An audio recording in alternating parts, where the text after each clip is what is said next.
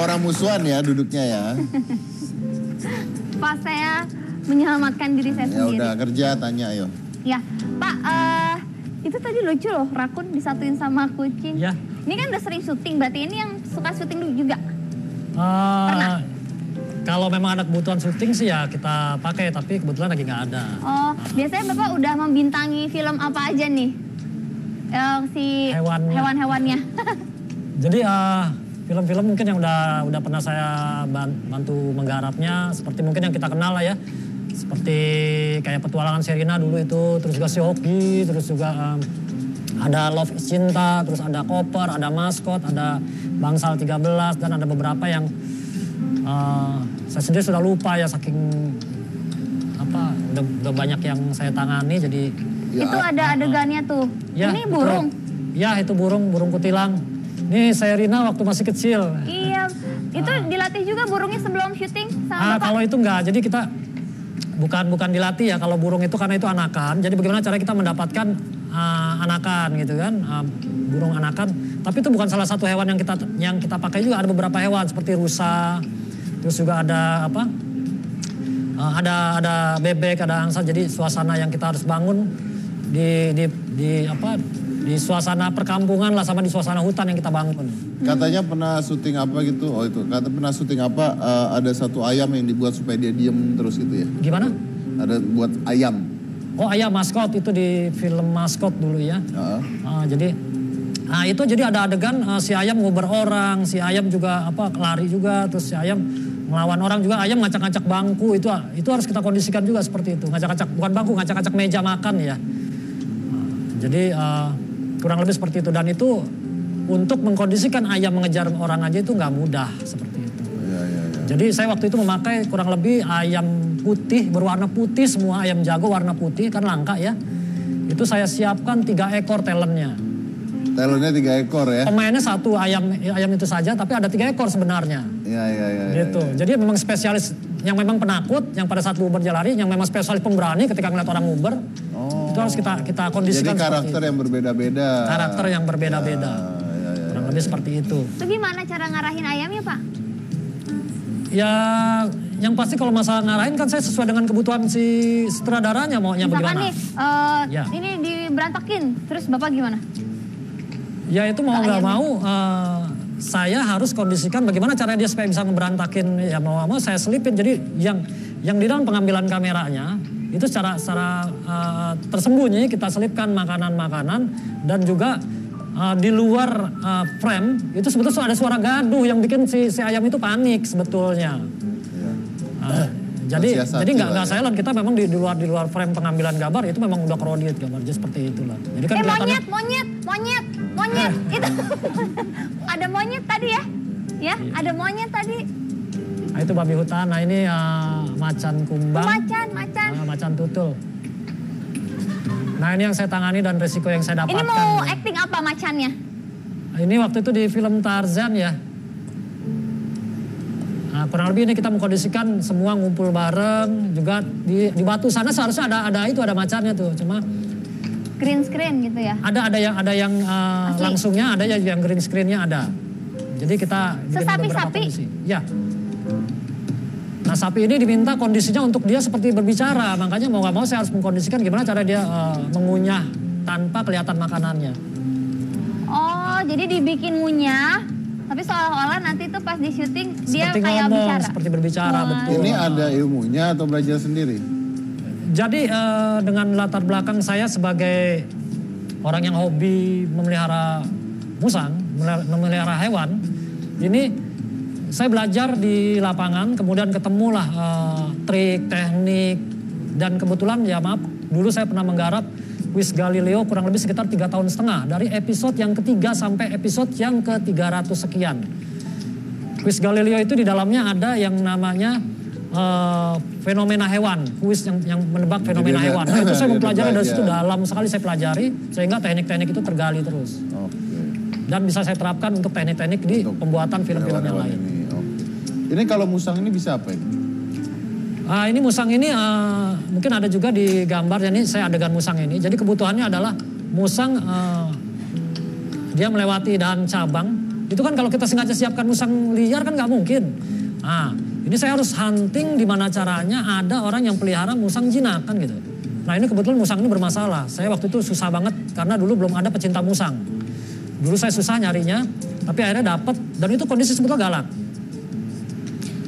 Tapi dengan pengkondisian training akhirnya dia tidak lari ya. Tidak lari. Alhamdulillah pengambilan gambar akhirnya selesai dengan baik. Oke. Gitu. Ini bisa apa Mas? Bisa dikasih lihat kita?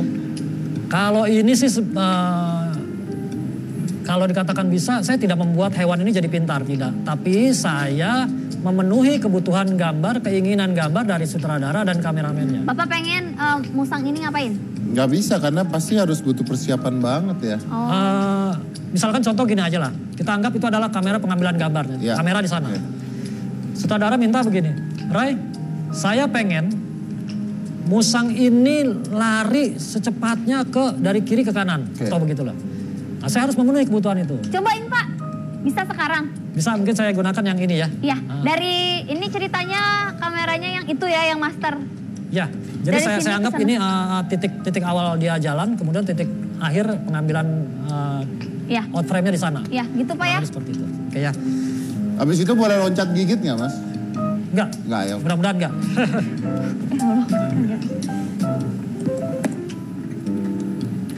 Jadi biasanya saya punya tim sendiri. Boleh saya menggunakan satu orang asisten saya? Oh boleh. Boleh. Hamdan, boleh Hamdan? Itu di situ juga di penonton banyak binatang-binatang, itu tim Bapak juga. Pak, itu tim Bapak juga ya? Kenapa? Yang di penonton itu. Ya asisten. Itu banyak gitu? Oh ya itu dari komunitas musang. Oh, lucu-lucu. Nah ini kebetulan ada musang ini musang cacat yang saya rawat. Cacat apanya Pak? Kakinya buntung Apanya? satu. Buntung satu. Yang mana? Yang ini. Oh yang kanan, oh nggak ada, kakinya cuma 3. Jadi cara pelatihannya begini, saya pengen dia dari sini ke sana. Saya akan melatih awal untuk mendeteksi dia supaya tahu. Jadi latih begini terus berulang. Oh Oke, pintar. kita berikan. Nanti pada saat pengambilan gambar kita sudah tidak perlu ini lagi. Oh, Anda membuat repetisi ya? Ya, Iya, Anda buat itu repetisi. saya pernah kerjakan. Maaf dan pegangin dari sana nanti saya panggil.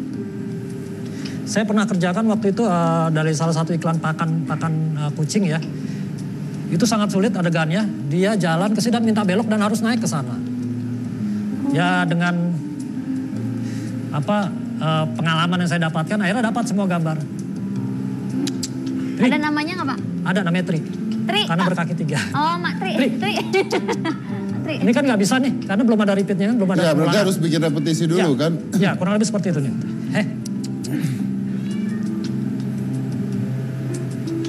Iya Pus. Tri.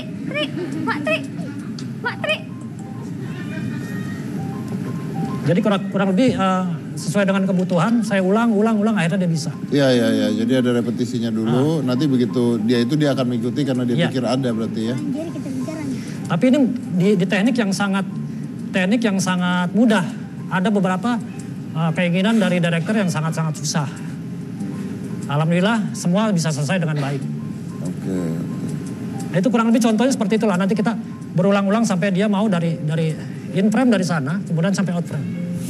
Ya, berarti harus diulang-ulang terus ya. Ya, Oke. mungkin itu aja kurang lebih contohnya. Biasa berapa kali harus dibuat repetisi dulu sampai dia mau tuh? Tergantung dari kebutuhan kita dan dari kemampuan si hewannya. Yang paling sulit disuruh ngapain?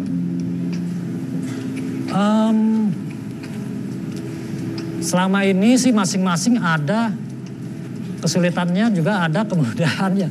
Jadi tergantung bagaimana pengalaman kita menangani. Contoh mungkin yang saya ceritakan aja ya, mungkin waktu itu ada iklan dari salah satu penggunaan kucing kalau ini. Direkturnya minta dia jalan di lantai, kemudian dia naik ke meja, lompat ke meja dan langsung menjilat piring. Itu kan kondisi itu kan nggak mudah, gitu kan? Saya berpikir bagaimana caranya menyuruh kan gitu. Akhirnya saya membuat tadi pengulangan itu cepat dalam 3 kali dia sudah bisa. Tapi kan yang PR-nya adalah bagaimana caranya dia lompat sudah bisa dapat, tapi langsung menjilat piring kan gitu. Piring itu harus kondisi bersih. Bagaimana ngejilat piring dengan kondisi piring yang bersih kan gitu. Nah, akhirnya saya ngakalin pakai apa gitu kan. Akhirnya dapat lah sebuah trik. Jadi saya pakai minyak ikan yang cair, yang nggak kelihatan. Udah saya olesin. Udah pada saat pengambilan gambar, jalan naik plus ngejilat one take oke. Semua langsung applause. Pakai itu. Kebetulan. Padahal saya udah berpikir sangat keras, takut mengecewakan dari sutradaranya. Kemudian sutradara waktu dari Australia. Saya bilang, tapi ya ternyata one take oke. Saya pikir, ya saya senang kalau sudah berhasil menyelesaikan tugas saya seperti itu. Pastinya, ya. Kalau Bilkis pernah nggak ulernya dipinjam orang buat syuting? Gitu? Oh enggak sih, belum. Enggak ya, kamu seneng piara ya itu. Ya. Nah, saya mau tahu ini kalau misalnya job seperti ini berarti kan film-film tertentu saja ya? Ya, film-film Nah, tertentu. sehari-harinya Anda kerja apa, Pak? Saya dulu latar belakangnya memang kuliah di sinematografi, sekolah di Institut Kesenian Jakarta. Jurusan animasi dan art director. Kemudian karena memang teman-teman sendiri tahunya saya ini punya peliharaan yang nggak umum orang pelihara. Karena dipakai. Ray pinjem dong hewan lu buat kebutuhan gue syuting video klip ini kan gitu. Awal-awal bisa jadi uang. Awalnya ya? seperti itu. Oke, baik. Kita akan lanjut lagi setelah satu ini. Jangan mana-mana, tetap di Hitam Putih. Kenapa, Cik? Mas Ted, Parno